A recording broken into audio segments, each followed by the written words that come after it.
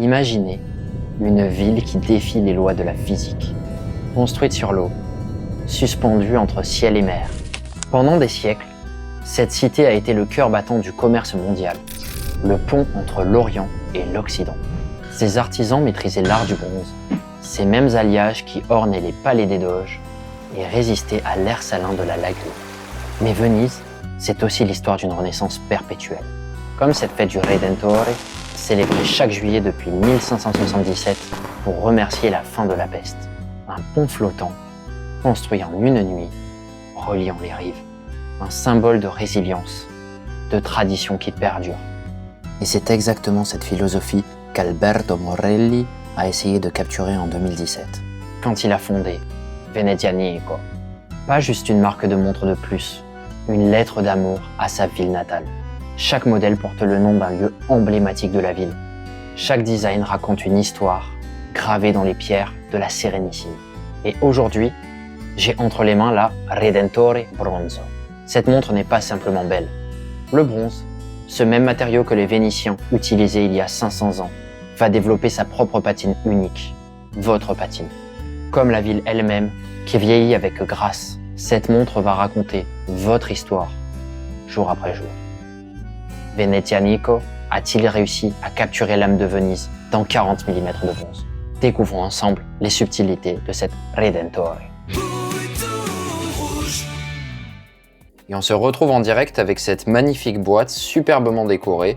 Comme vous pouvez le voir aussi, c'est le même décor que le petit fond qu'on peut également retrouver dans la boîte avec un petit carnet qui explique l'histoire de la marque. Lorsqu'on ouvre cette boîte, on tombe sur un magnifique écrin et bien sûr avec le petit Venezianico à l'intérieur de toute beauté. Ce côté pelucheux velours présent ici aussi, qui montre l'envie de la marque de faire de la qualité au niveau de l'emballage, mais également de la montre. On va donc retirer la montre et pouvoir l'observer hors de son petit coussin.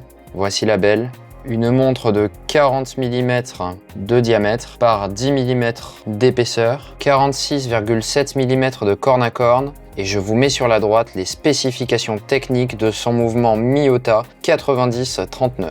Cette montre est en bronze avec un magnifique bracelet cuir made in Italy. Si vous tendez le nez d'ailleurs, vous pourrez voir qu'il sent le cuir. Et avant de s'attarder sur le cadran et les aiguilles, on va regarder ce caseback qui est ma foi de toute beauté. Ils sont toujours travaillés sur les Venezianico. Il précise ici que le boîtier est fait en bronze et regardez ces magnifiques chevaux inspirés par Venise. Comme je le disais, cette montre est toute en bronze et si on s'attarde sur le cadran, il a été vieilli à la main, probablement par des projections. Et il est absolument minimaliste, et c'est ça la beauté qu'on recherche dans les Venezianico. Vous pouvez voir le logo de la marque à midi, cette magnifique croix. Et ce qui est intéressant à noter sur le cadran, bien qu'il soit assez minimaliste, c'est que ce vert saphir domé et bombé va venir donner un effet réfléchissant au bord de la montre et donner une magnification à ces projections faites dans le cadran. Comme vous pouvez le voir, les aiguilles sont finement biseautées, très inspirées de la Renaissance. On peut voir également une magnifique couronne signée avec la croix de Venezianico. Malheureusement, elle n'est pas vissée, mais elle est en bronze, ainsi que tout le reste du boîtier qui est parfaitement arrondi. Cette montre est vraiment extrêmement élégante. Je la passe à mon poignet d'environ 15 cm de circonférence et vous pouvez voir que cette montre de 40 mm me va très bien. Elle n'est pas très épaisse, juste ce qu'il faut pour passer sous une chemise, je pense. Vous pouvez également voir que la boucle est signée également de la croix de Venezianico et est aussi en bronze. Venezianico a vraiment pensé à tous les détails. La montre propose une étanchéité de 5 ATM, mais très clairement ce n'est pas ce qu'on lui demande. Car ne l'oublions pas, ça reste avant tout une montre habillée.